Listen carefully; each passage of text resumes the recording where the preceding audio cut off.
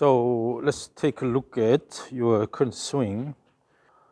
So first, this is the down the line view here.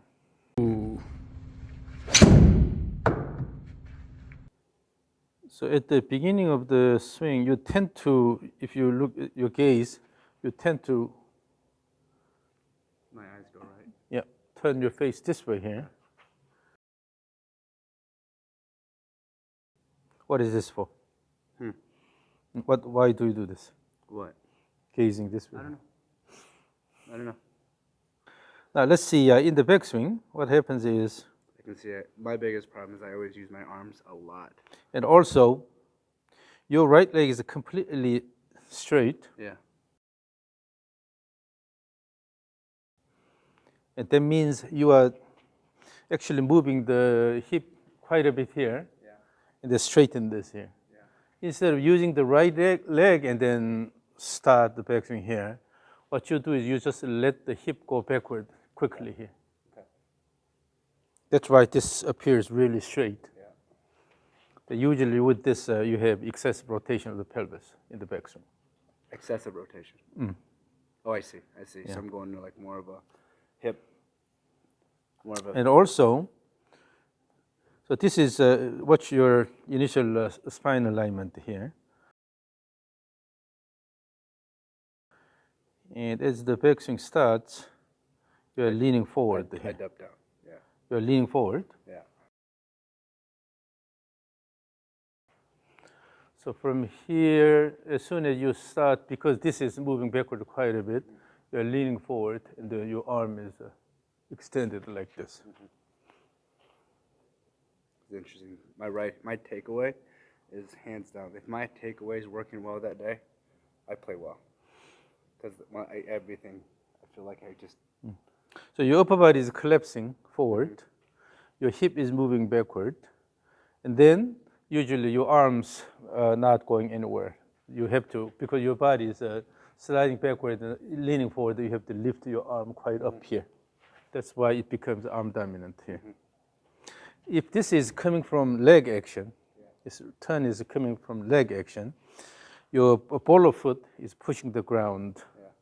Okay. With that, you will be able to support your body well, so the hip goes upward here and slightly backward. With that, you're more supporting your body up here.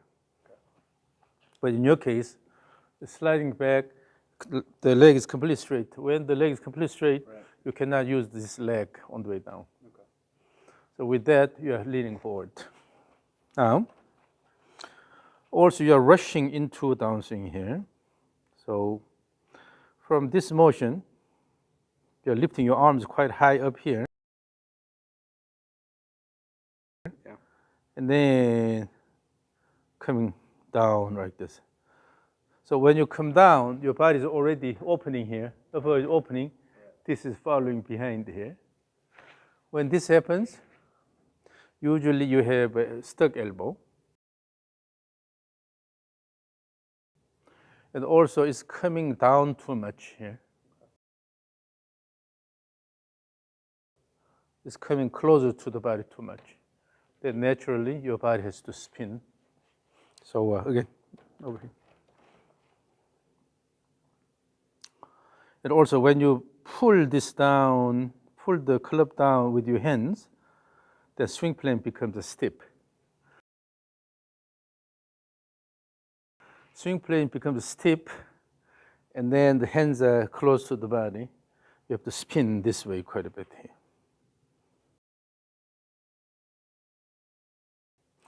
And you try to intentionally shallow this by go high up and by intentionally try to drop this here. This only promotes this stuck elbow posture here. So your body is opening, and then the hands and the club are behind your body. Would this be a lot of result from just straighten my knee, which is That's one thing. Throwing off a lot of my upper body because it's just more of a reactive. That's one thing. Even from the beginning, your hands are too close to your body. Okay. So when you have this position here, then you can easily lift this up here. When you bring this high up, then you tend to pull this down here. Then it promotes this stuck elbow here. So instead, you have to have feel of moving this around your spine axis instead of having a lot of up and down motion. Because the swing plane is inclined. The swing plane is inclined like this. But if your upper body has a reasonable inclination forward here, then it's just pretty much rotating about the spine axis here. But in your case, it's going here, and then you're lifting this quite a bit here. So you have a lot of off-plane motion here. So I'm not following the plane that but I'm going outside my plane. Yeah. So you are in the backswing, you are lifting this high up. Then in the downswing, you try to pull this down here. So it again has a lot of off-plane motion. Then it actually gives your actual swing plane steep. Okay. So the typical swing plane is when you are in the setup position, it's an elbow plane here. So from the ball to your elbow. Okay. That's the typical plane. Then you have to move things along that line here, and then bring the slide up here. But in your case, you're lifting this high up here, and then pulling this down here, instead of more promoting the motion on the swing plane like this. So when this happens, it's just a matter of folding this here and then extending here. So when you're following that plane from your elbow and the hand, and your elbows are folding up, the elbow follows that plane. How do you, what do you, to keep that plane? So this is the elbow plane, the original elbow plane here. Okay. Then when you start the backswing here, elbow keeps moving along that plane. Okay. Then initially your hand is below the swing plane here, but then here the hand goes above the swing plane.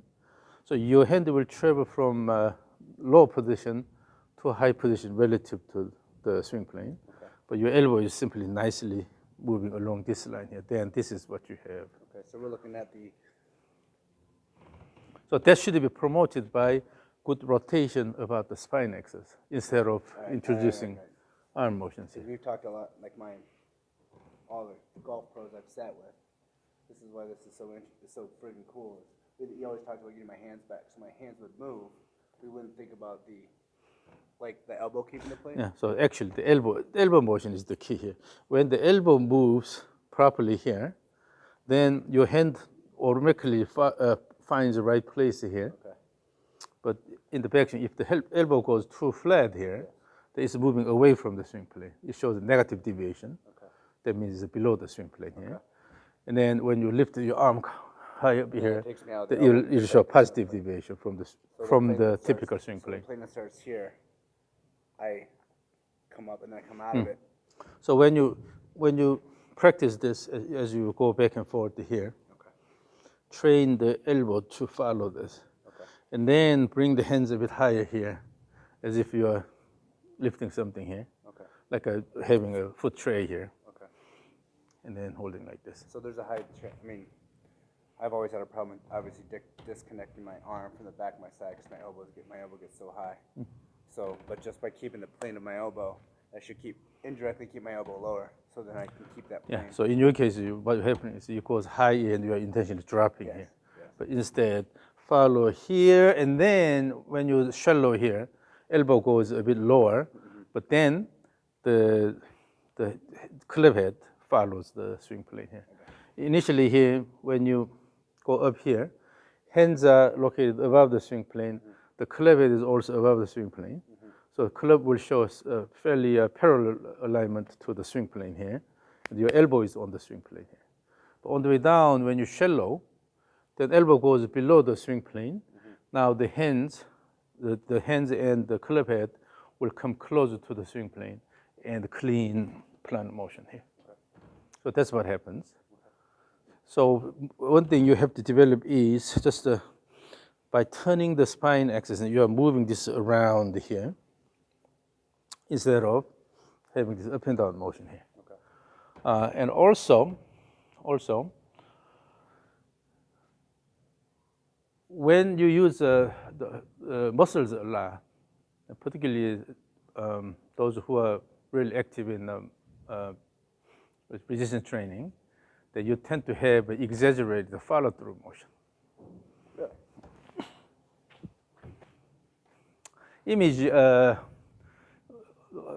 what is the name of the device with wire and then weight attached at the Or end? the cable machine. Yeah, cable machine. Is it? What was the? So imagine that, and you can imagine two different situations. One is the weight is placed on that side, wire is running this way, and pulling this way here. This is what you are currently doing. That means the impact is here, but you are putting a lot of effort At the end. after the impact, Okay. which is no use. Right. Rather, you have to imagine the wire running this way here. The weight is on this side. You're pulling this way here. Okay. So we're going higher. No, not higher. It's not a matter of higher, but You're thinking that the cable's coming this way. So cable is running this way, so Yeah. you have to activate the muscles on the way down here, not here. Okay. A lot of, if you look at Instagram videos, a lot of shots in the gym setting, they are just wasting the energy pulling the wire like this. This is after the impact. So no matter how much effort you put there, it's not used in the golf swing. Actually, it delays your muscle action, so you will not be able to generate enough speed. See, it's so interesting that you say this because it's the opposite of everything we've been told. Because they've been talking about accelerating through the swing. So all our stuff has been all my lessons, everything I've talked to, all the pros I've worked with, talk about accelerating through the swing. So it's a continuation of what you developed here. Yes, but Because you have speed, Yes. so when you let it go, that it will keep moving and then nicely slow down and finish here. Yes. But you're not supposed to put a lot of the effort speed on isn't this. coming up. You're not going here. We're going fastest impact. So image that the wire is running this way and then you are pulling it. So when we calculate the amount of torque generated by the muscles here at this level, it peaks around here, slightly after that. On the way down, when the arm is about here, the muscle torque becomes maximum. That promotes the rotation. Not here. So that's why trainers have to understand the mechanics involved, actually biomechanics involved in the golf swing. You can just train your muscles, but if you want to develop good movement pattern, which is good for a golf swing, then you have to change a lot of things. And I see so many examples of doing this. It's too late. And then you have that motion here. So we see more of a down and then see how much you are lifting your club here. So You are intentionally throwing this high up here. No need to do that, because if your motion is more along the swing plane, all you do is fold here and then extend, let it go, and then just it's a simple continuation here and then finish. But because you do have a lot of off-plane motion here, you're pulling this down, and then later you try to lift here. So Again, so like basically this whole idea of a plane, I'm not keeping in any plane. I'm coming here, here. and also you're using the muscles too late, exaggerate the follow-through motion here. So again, you have to feel the activation of the muscles early on here. With this, you are letting it go and then continue in the finish here, instead of try to do a lot of things on this side. When you're talking about the muscles, are you talking about like a blend between like the stretch shorten cycle and the muscle contraction? Are we talking about does that make sense? In order to use a stretch-shortening cycle, then that has to be done in the transition phase. Right. So in order to use the stretch-shortening cycle particularly well, then you have to have early activation here. Okay, so to get up here, you're boom, and then you accelerate. Then you can only have the stretch-shortening cycle when you have initial eccentric contraction followed by concentric contraction with no relaxation here. Okay. Then in order to actually use the stretch-shortening cycle in the human body, we must have a change of direction. Yeah. So when you have a change of direction there, you have the opportunity to use a stretch-shortening cycle, right? Then actually that's here. That snap, that boom. Go up and here. So, yes. Okay, so Go that's up and here. Thinking that pull. Yeah. So when you use the stretch-shortening cycle well, then you are early. You have early development of muscle force. With that, you can accelerate enough, and then here, good amount of speed, and then let it go after that here. So our max speed should be at point of impact, and then after that, then whatever happens Is too late. Is a result. You're waving your hands, but the taxi already passed Yes, by. yeah. But like the max speed and everything else is just Yep. deceleration or whatever. Just So in your case here,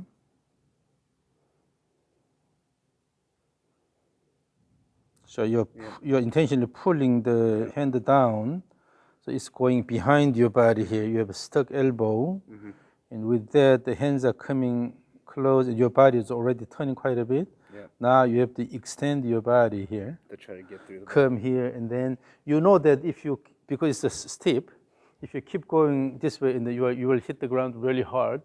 So to avoid that, you are lifting your body up here. So that's what happens. And then after that, you have a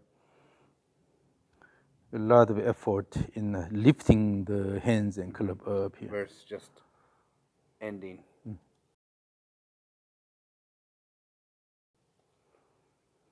And so one thing you have to do is you have to keep the ball more away from your body. So move it farther away. Your hands have to go a bit away from your body. Still, you need an angle here, have impact, but hit the ball like this, so a little bit angle here. But if it's come too close here, then hit the ground. In order to avoid this, you are lifting your body, and then so instead, just throw. If you establish a swing plane well here, and then throw, then it's a single motion here. Yeah. So a single bout action. Just to let it go. Then acceleration here, and then deceleration, and then finish, instead of having up plane motion, up and down motion here. Okay, so that's So I'm hearing so you have to better hip, better elbow. you have to adjust your swing plane here, and then also you are rushing into downswing here. Your club head is about here, so you are not even reaching the horizontal position. So you are cutting it short. So what you are trying to do is go up and quickly pull this. That basically causes arm-driven swing, arm-driven downswing. You're rushing. I think it's just uncomfortable. You know what I mean? Like I think I'm getting here, and I'm just not comfortable. So I'm trying to get. That's kind of like I'm trying to bail out of it, even So, though I'm supposed to yeah. like this. So in the backswing, if you're generally moving along the swing plane here, then let it go and then fold here. Yeah. Okay, you are going to this position, comfortable folding position here. And then all you do in the downswing is let it go here. Yeah. So imagine you are cutting something with the sword. Okay?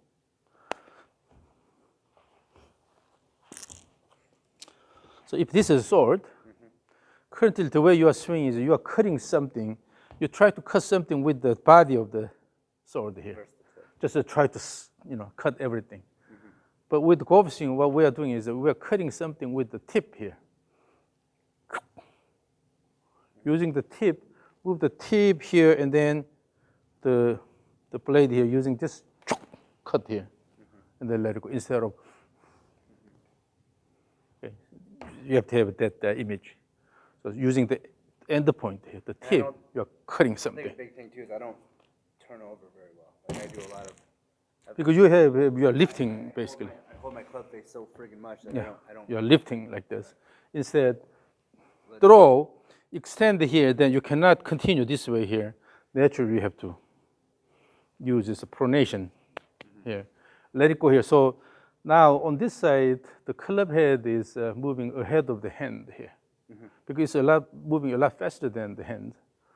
So here, impact, and after that, because the club head is moving faster here, you're finishing like this, instead of trying to lift the whole thing up like this. Okay. Okay, now then let's take a look at the rear view here.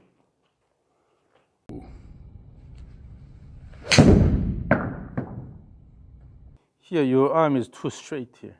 Your arm and I'm not club folding too up. straight. you are lifting the whole thing up like this. Instead, you have to almost throw the club, and then fold here instead of lifting this up here. You're lifting it with your arm, so it's the arm and the club are fairly straight here. There's no fold. And then this is the maximum here. And then coming down. Now look at the backswing pad here. Look at the backswing pad for the club head going this way here. Downswing pad, the club head also going up here. So go wide up here, and then when you start the downswing, the club is also going up here. Okay. It's because you're pulling the handle down. Okay. When you pull the handle down, the head goes up here. And my head shouldn't be going up, it should be going. Yeah, that gives a stiff swing plane here. Okay, so it should go when the swing plane becomes stiff, so then it's hard to control the impact here. Okay. Because when it's a stiff, coming down like this, you can easily change this here. So the impact condition can change easily. But if it's a bit flatter here, you have a bit angle here, so you are going into impact this way here. And in this position, it's hard to do this. It's more, the face control is more coming from this motion here.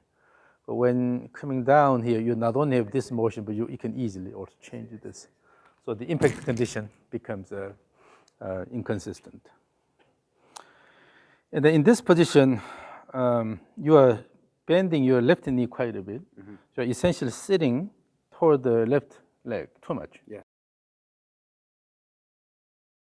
It's because your right leg is already straightened here. And I have nowhere else to go. It does not allow anything after that. So then all you can do is lowering this left side here. That's why this happens. Right. You should still have a good. There's no more space. Look at this. This motion here. You should be able to have a good rhythmic motion just using the right leg. You don't need to completely extend the right knee here. But still you can have a. I'm only using the right side right now. Up and down, up and down. You're just trying to feel that. So once your leg is completely extended here, particularly by moving the hip backward, then this is out of commission. Okay. It's completely out of commission. So your knee is slightly flexed. Flexed, and then also you should be able to bring this up and down here. You can have this motion. To be able to use the right leg actively. Imagine you have strong leg muscles, but if you don't use it, then it's no use, right? And then here, so in the transition, what's happening is you have extended arm here, and then try to bring this down without good mature transition here. This is going up and then try to. That's why you are pulling this down, and then the elbow becomes stuck here. So instead, throw in the fold and wait until this is completed, as if you are pushing a swing. Wait until the swing comes all the way up here, and then push. You have to give this transition time here, enough time here, and then let it go. But if you don't wait this, then what happens is quickly try to pull this down. This is the beginning of all the unfortunate series of events. Both your heels are leaving ground early here. Because you know that this is too steep. Yeah. And that without moving the body that way, then you know you will hit the ground hard. So in order to avoid fast shots, what you're doing is lifting both the heels pretty much. So basically I'm losing all my ground force and I'm just releasing it too early. Yep. You may, if you measure the ground reaction force, your ground reaction force may be large here, but you are not using it for the rotational motion. I'm using it to get out of the way. And also, with this, then your lead foot will almost leave the ground. You see, so it's a turning. The foot is turning quite a bit here, the lead foot. That means through the impact, your your force, ground reaction force is less than your body weight. It's called unweighting, but you are having unweighting at impact. Okay. When you have unweighting at impact, then normally the ground reaction force will pass this side of the center of mass. Okay. It's generating torque in the opposite direction. Okay. While you're rotating this way, try to hit the ball here. The torque you're generating with the ground is going in the opposite direction. It interferes with your rotation. Okay. It's because of And that foot should be leaving after impact. swing and the stand on the lead side here. Okay. If it's a long drive, Yeah. then you have to kick and then move a little bit, because if you, with that rigorous swing, and then if your foot is planted on the ground and turn, you will damage your knee. Okay. So in order to avoid that, kick and then move this way. It's inevitable in the long driving, Right. but in regular swing, swing through and then stand on the lead side there instead of. Okay. So on one hand, being able to measure things is good, is nice. But then when you misinterpret the data, then you come up with all sorts of garbages. So it's what we commonly see in the golf community right now. You know, so now everybody says the ground reaction force is important, but the interpretation is sometimes incorrect. So they're creating another monster. So it's something a bit worrisome. But so the best is, again, you're moving everything along the swing plane here. Nice motion here. Fold and then throw so that you can cut something with the tip of the sword here. Cut it with the tip of the sword and then let it go and then finish here. That way, you can release the club here. So no matter what, you have to generate sufficient speed on the way down before the impact, right? Try to put a lot of effort after the impact has no meaning. You're just wasting your energy. Right. Besides, when you try to put a lot of effort on this side, then you constantly put your effort through the impact, then it will also affect the impact condition. So when you develop sufficient speed here, then you have to use the inertia of the club head or the momentum of the club head and then let it go and then hit the ball so that at impact your body does not influence the impact conditions. Okay. But oftentimes you aim the ball and then you start okay here. When you keep going this way, then you will be able to hit the ball. But what happens is near the impact, you push the ground and then move the body this way. That pulls the club, you miss the ball. Okay. It's because the body motion is affecting the impact condition. So you should not put too much effort on this side. Professional players, if they are accustomed to putting a lot of effort through the impact, then that's okay, because they are skillful in that. But most golfers will suffer from inconsistent impact conditions. So and now here, your arm is straight here, going high up here. No, this is exaggerated lifting motion here. There's no like, I mean, I'm not even, there's no like. Because you're putting a lot of effort here. Yeah. You put a lot of muscular effort here. Instead, because this is the acceleration phase, but after the impact is the deceleration phase. Okay. Your body has to slow down so that you can finally finish here. And then the club head is moving a lot faster. The club head goes faster than the hands. It's ahead of the hands, so you should have this motion, pronation of the right forearm here. Let it go and then finish. Then you have this angle here. But in your case, you're lifting this everything straight up here. Mm-hmm. It's exaggerated because you're putting a lot of muscular effort in the follow-through. Okay. So this is common among those who are really active in training. Okay. So we got to change it.